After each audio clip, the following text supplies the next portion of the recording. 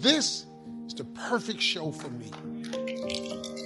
I get to meet people like this, I discover stuff about people. We have fun. We get little rhythms going with the families. It's laughing. Everybody at home can play along. Your answers at the house as good as the answers up here. That's what makes the game fun. Whenever I get in a dark place, and I get into myself, I'm human, you know, I'm not Superman. It's hard. Life is very hard. When you get in a dark place, what you should do is, when you start feeling bad or you wake up on the wrong side of the bed, the thing that fixes it right away is just start reminding yourself. Go down the list of everything that you can think of that you could be grateful for. Gratitude erases depression immediately. See, the way to get rid of darkness is with light. You can't kill darkness with more dark. You got to strike a match on one of these things. If you show gratitude, it immediately erases. I was having a tough morning the other morning, and then I just started thinking about all the stuff God had done for me. And man, oh man, oh man, I mean, it kind of helps. It don't kind of help, it eradicates. Because you have to remember something, man. Joy and depression cannot reside in the same space. You can't be depressed and full of joy at the same time. Gratitude produces joy inside of you. And everybody has it, because I don't care who you are and what you're going through or what you got something to be grateful for. There's not a person in here that ain't got nothing they can't be grateful for. Hell, you here. How about let's just start there? How about you walked in here? How about you got a mask on? You ain't got corona. You survived the pandemic last year. You healed. Don't be afraid. All you have to know is who you are. Because there is no such thing as failure. There is no such thing as failure. What other people label or might try to call failure, I have learned is just God's way of pointing you in a new direction. So have no fear. Have no fear. God's got your back. And sometimes you find out what you're supposed to be doing by doing the things you're not supposed to do. So don't expect the perfect job that defines your life's work to come along next week. If that happens, take the blessing and run with it. But if not, be grateful to be on the path where you eventually want to live. Abide in the space of gratitude, because this is what I know for sure, that only through being grateful for how far you've come in your path can you leave room for more blessings to flow. Blessings flow in the space of gratitude. Everything in your life is happening to teach you more about yourself. So even in a crisis, be grateful. When disappointed, be grateful. When things aren't going the way you want them to, be grateful that you have sense enough to turn it around. I spent 8 years in Baltimore. I knew in those years in Baltimore that I was unhappy being a television news reporter. But the voice of my father, who thought he knew what I was supposed to do, was in my head. He'd say, don't you give up that job, girl. You never gonna make $25,000 in 1 year. That's my father's dream for me. But God dreams a bigger dream than you can dream for yourself. And so I tried to live in the space of God's dream.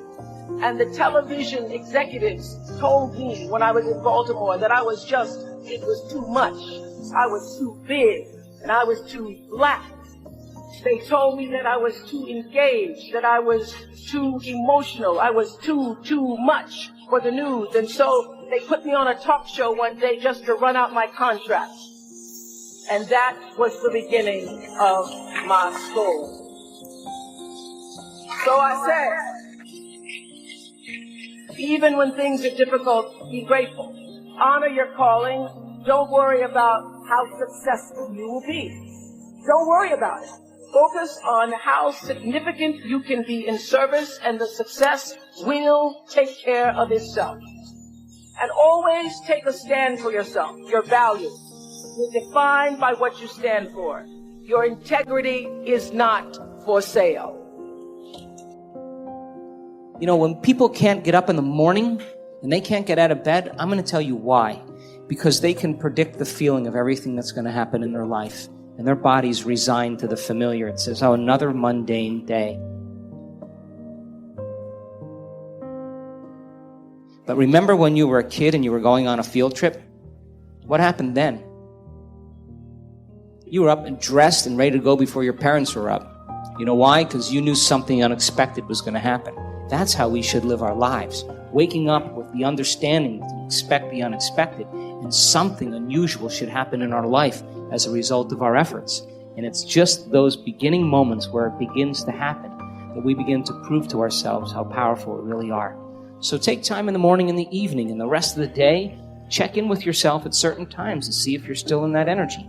And if you're not, excuse yourself for a second, raise your energy, and step back into your life.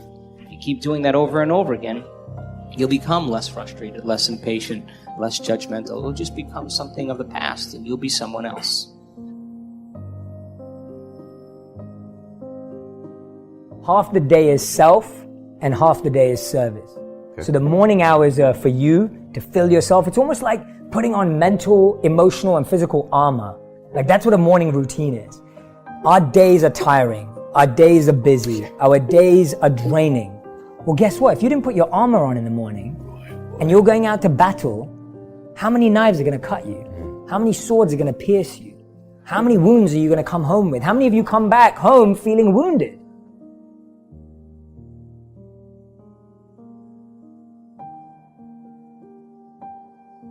Guess what? If you put your armor on in the morning, a warrior would never go out onto a battlefield.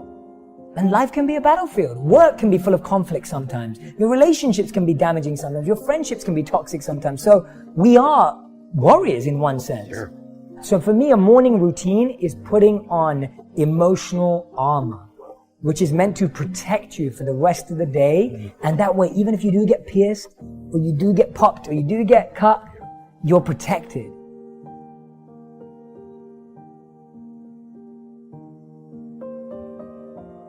Self-confidence really comes from feeling good about yourself.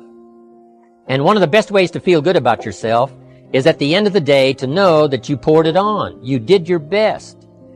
If you conducted a meeting, you did the best you could. If you made a phone call, it was the best phone call you could possibly make. If you wrote a letter, it wasn't a casual letter, it was your best letter. At the end of those kind of days, when you feel good about yourself, self-confidence starts to rise. You know that if you can have this kind of a good day, you can have another one the next day, and those days become the weeks become the months, and the month becomes a powerful year. Self-confidence comes from the lack of neglect. If you will not neglect to do the small, daily disciplines, that's where self-confidence comes from. If you get up feeling the same way as you sat down, nothing really happened. Nothing happened neurologically, biologically, chemically, hormonally, genetically. You're still in the same state of being. But when you get up and you feel like an elevated sense of self, and your heart is swollen, and you have a clear vision of your future, and your energy's different, the question is, how long can you maintain that state? So, you're literally broadcasting a whole new electromagnetic signature in that state. The thoughts tend to be electric and feelings tend to be magnetic. And the way we think and feel is what we broadcast into the field. And what we broadcast into the field is our experiment with destiny. So then when you go within and you disconnect from your outer world and you sit your body down and it's no longer experiencing anything and you're not thinking about your schedule, your past, or your future, you're being defined by thought. And you're making your inner world more real than your outer world.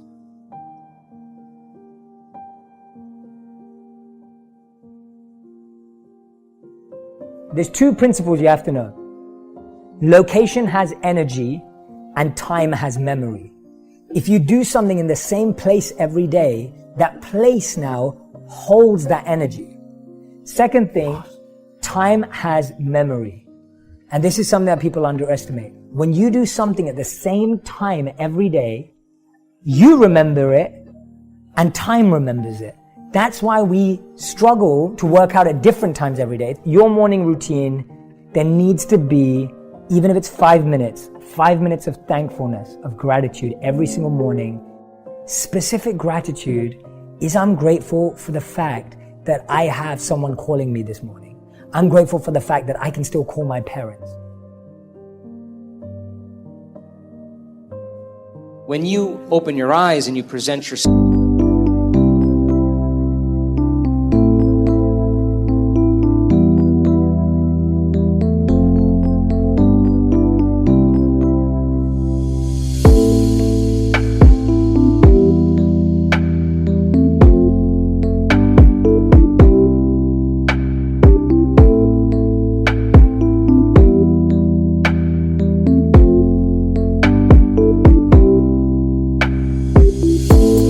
to the world. The job then is to not react emotionally to the same conditions in your life, because the moment you react emotionally, you're equal to the conditions in your life and you're back in your past. So then when you fall from grace and you move off that state, then you sit down and you realign.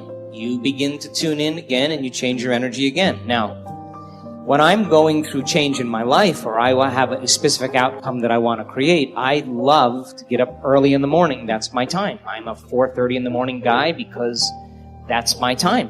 The rest of the day I'm serving, but I love getting up early and changing and working and having some time to myself. And I believe that when I invest in myself, I invest in my future. And that time in my morning, nobody bothers me because that's my time.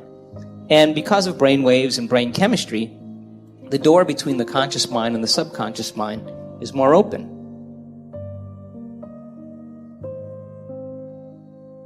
That self-confidence affects your health, it affects your future, it affects your psyche.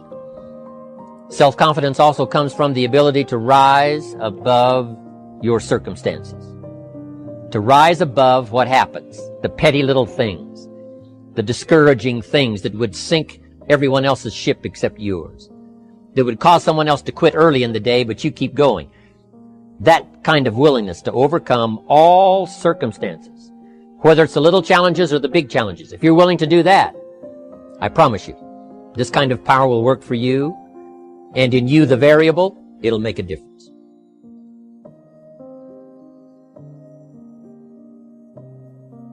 Then if I'm going to create something unlimited, I better feel unlimited. If I'm going to do something magnificent, I have to become magnificent. And if you keep doing that over and over again, it will begin to become more readily available to you. It'll get easier.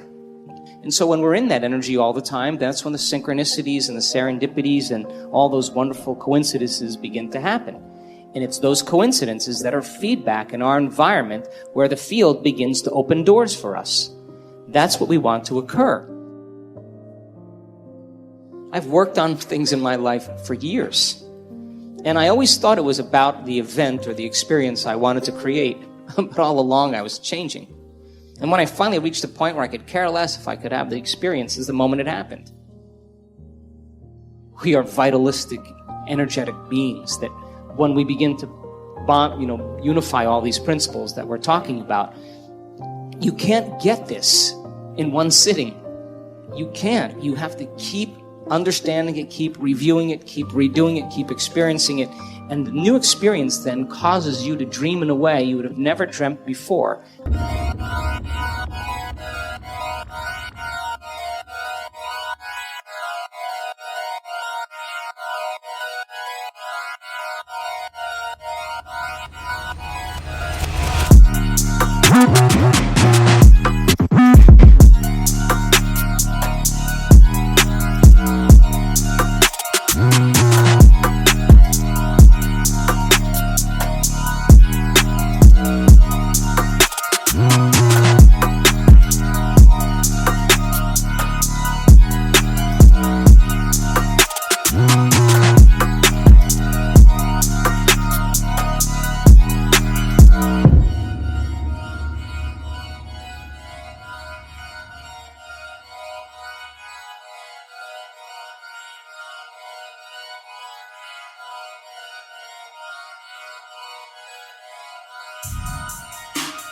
Unless you had that experience.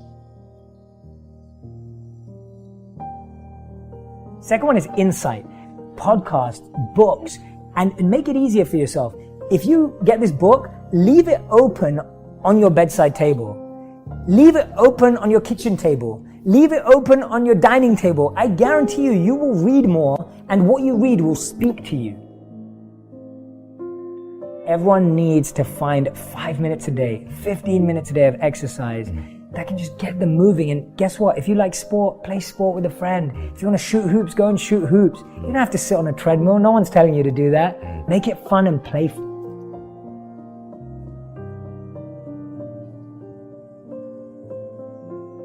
And the more you connect and the more whole you feel, the more natural it becomes. And then, of course, the next experience then causes you to dream in another way. And what I know from my own experience and many students, it's not about material things. It's about those mystical moments, those transcendental moments, those moments where your jaw drops and you are in awe of life, those moments that take our breath away, that cause us. And this has happened to me so many times. Every time I have one of those experiences, I think to myself, I got this all wrong. Some veil has been lifted, and now I'm seeing more clearly about the way things really are.